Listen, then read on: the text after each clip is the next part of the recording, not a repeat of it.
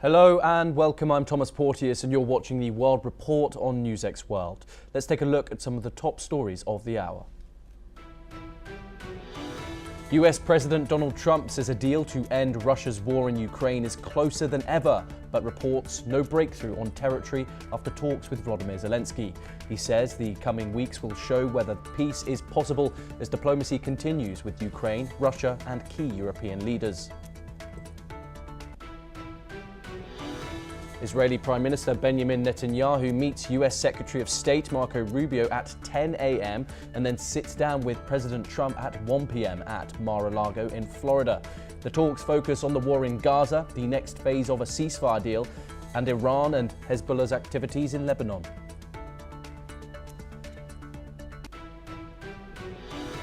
China deploys air, navy and rocket forces around Taiwan for drills, saying they test combat readiness and warn against separatism and external interference. Taiwan says it establishes a response center and deploys appropriate forces, conducting rapid response exercises in reaction to the maneuvers. A fire at a nursing home on Sulawesi Island kills 16 people and injures 3 late on Sunday, local officials have said.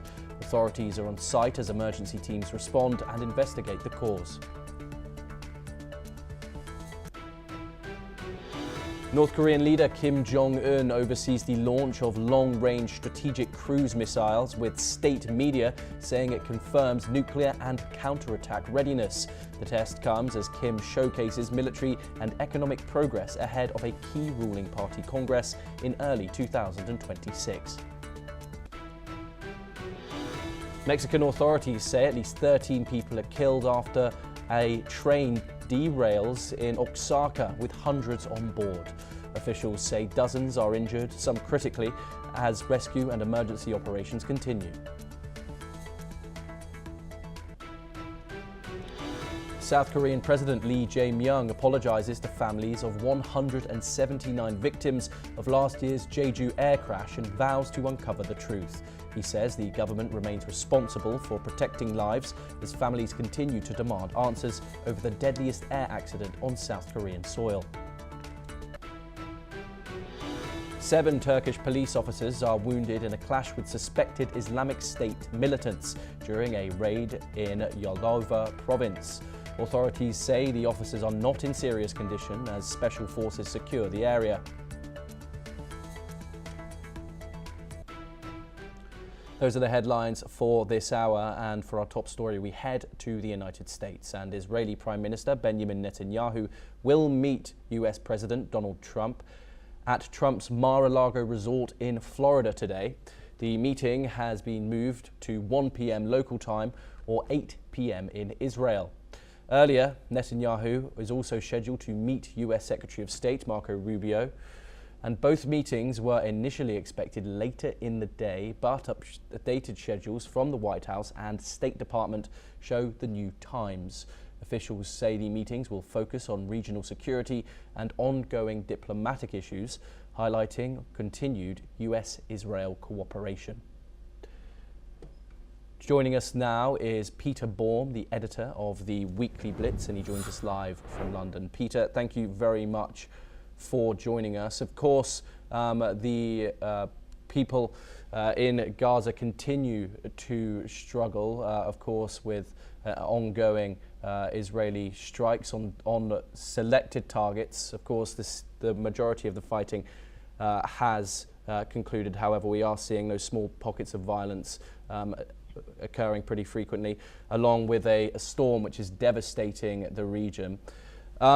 The second phase of this ceasefire, Peter, is looking forever in the distance, let's say. What do you think is going to be at the forefront of this meeting between Donald Trump and his Israeli counterpart Benjamin Netanyahu? Yeah, good day to you, Thomas. There are 3 topics on this forthcoming meeting. The agenda will focus on Gaza, on Lebanon, and on Iran. And from an Israeli perspective, there is a combined and united front of how of what the Israelis want from this meeting. And I think for the most part, the Trump administration, certain Marco Rubio, in the past has expressed his desire to see the same outcome. Now, what is this outcome? Um,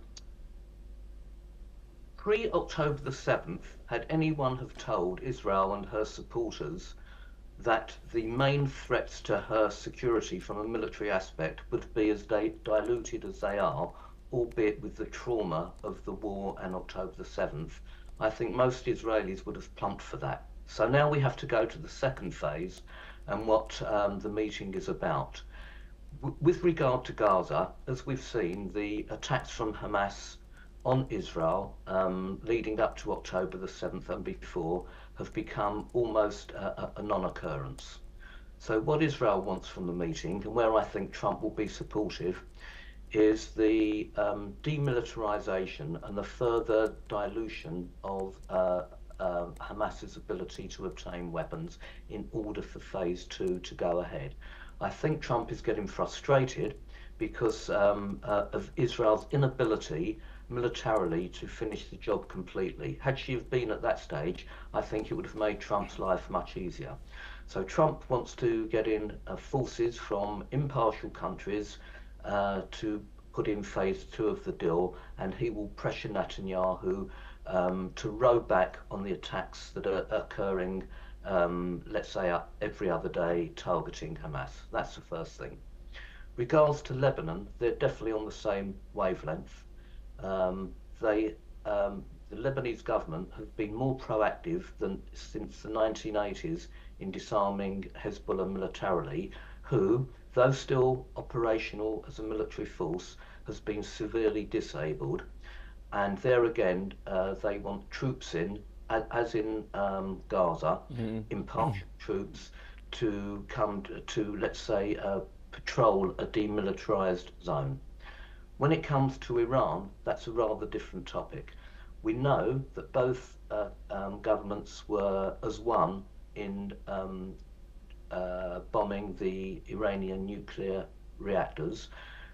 A lot of damage was caused, but the feedback, and we don't know how true this is, Thomas, this is the interesting thing. The feedback is that the Iranian government are defying the odds by recreating the conditions to give them the ability to build a nuclear reactor, though everything is going against them. The domestic turmoil caused by the economic downturn, the severe water drought that's going on, etc., etc. But I think Netanyahu will pressure Trump, whether Trump falls for it or not, I don't know, to once again talk about, if not complete, some kind of military strike on Iran to ensure that they don't have the ability to build up their nuclear capability. Peter, I want to go back to Gaza. Of course, Benjamin Netanyahu has been in the White House or met President Trump more than any other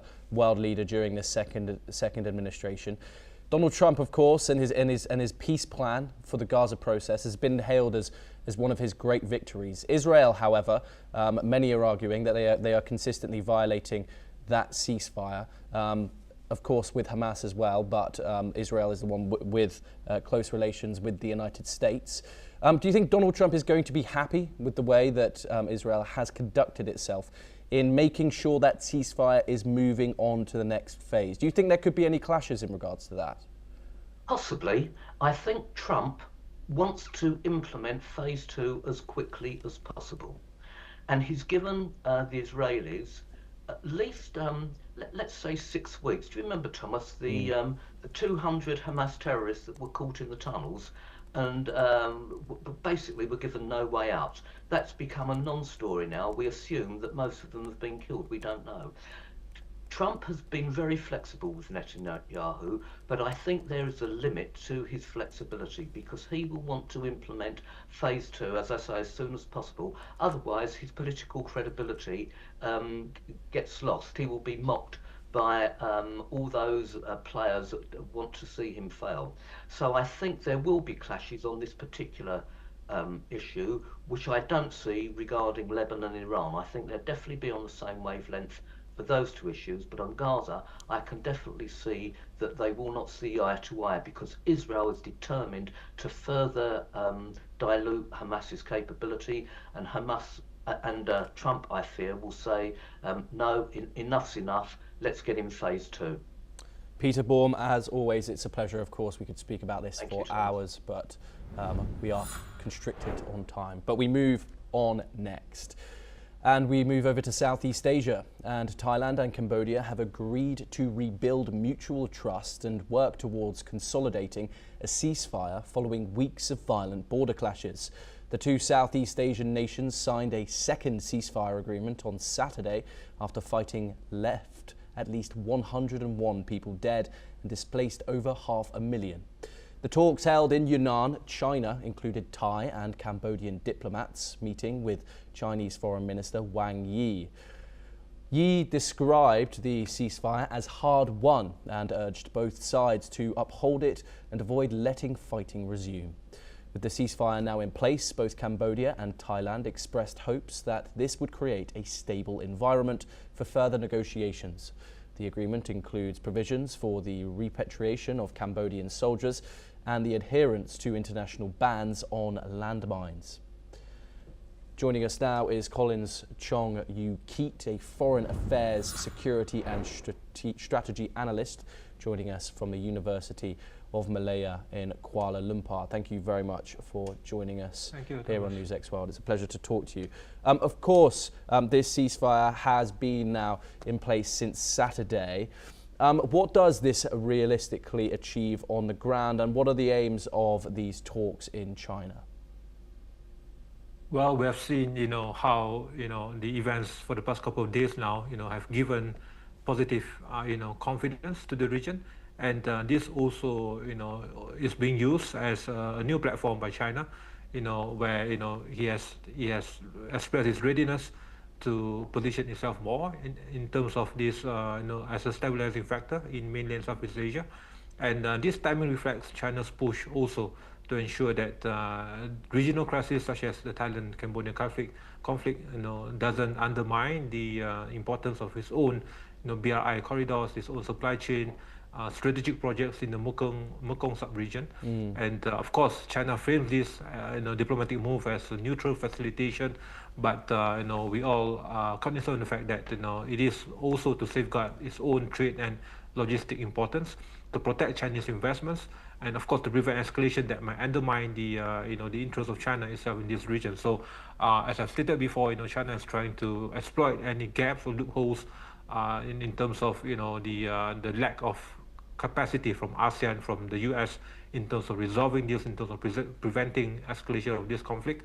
And China is presenting itself as the alternative factor in getting both sides to de-escalate, and of course to project itself as the as a capable neutral third party apart from ASEAN and the US, and of course also at the same time leveraging on its own security cooperation, its own offerings of economic aid, of infrastructure commitments to both sides, as this added factor to both sides to de-escalate, as compared to the pressure campaign by Washington in this regard. And ASEAN, of course, is pretty frequently criticized for its slow conflict mediation. Did it fail here, or were they simply outmaneuvered by China in the end? Well, it has failed for the past couple of weeks now, leading up to these new tensions happening. There have been a lot of these utopian positive hypes about the peace accord, but eventually, as we have expected, this conflict is entrenched, deeply entrenched, and that there will be some tensions every now and then. We have seen that how the old conventional norms of ASEAN itself, non-intervention, and of course also it simply does not have the economic capacity or the pressure factor that will be needed to pressure both sides, unlike what Washington has, unlike what Trump has in terms of tariff, in terms of economic measures and all that. So China sees that. China sees the systemic efficiency of ASEAN to have this kind of compelling factor to compel both sides to be aligned to these normative peace efforts. So China is stepping now into this gap, and hoping that in the this post-new ceasefire, short-term timeline, that China can be expected to play a greater role, apart from the US and ASEAN, and taking advantage also of how Trump is maybe, distracted by Ukraine and Russia, and that the mere geographical presence of China now, and of course the mere economic entanglement of China in both countries would then be used to great effects by Beijing to consolidate itself as the new power broker and the new mediator in this conflict in the months to come. Okay, do stay with us as we move on to our next story, and we move to South Asia. And as violence against minorities continues in Bangladesh, a Hindu-owned house was set on fire amid growing mob unrest following the death of youth leader Sharif Osman Hadi earlier this month and the country's shifting political climate. According to local media reports, unidentified miscreants torched several rooms of the Saha family's residence in Dumritola village in Pirojapur, in what it was described as a targeted attack on minorities. The attackers allegedly stuffed cloth into one of the rooms and set it ablaze, causing the fire to spread rapidly through the house. We'll of course bring you all the updates coming out of Bangladesh and that situation there as soon as we get them. But we do move on now. China's private rocket startup Landspace is aiming to challenge Elon Musk's SpaceX. The Beijing-based firm recently tested its reusable Zhongku 3 rocket, becoming the first Chinese company to attempt such a launch, though the flight ended in failure. Landscape plans to go public and to fund future projects and provide China with low-cost, reusable launch options. Company leaders say they are inspired by SpaceX's rapid testing and willingness to learn from mistakes. The startup is part of a broader shift in China's space industry, which has traditionally relied on state-owned, risk-averse firms. Even SpaceX founder Elon Musk has praised Zhongku 3's design, noting it adopts some features from Starship and Falcon 9. Landspace is preparing another launch soon, hoping to learn from its early setbacks, much like SpaceX did with its Falcon booster landings.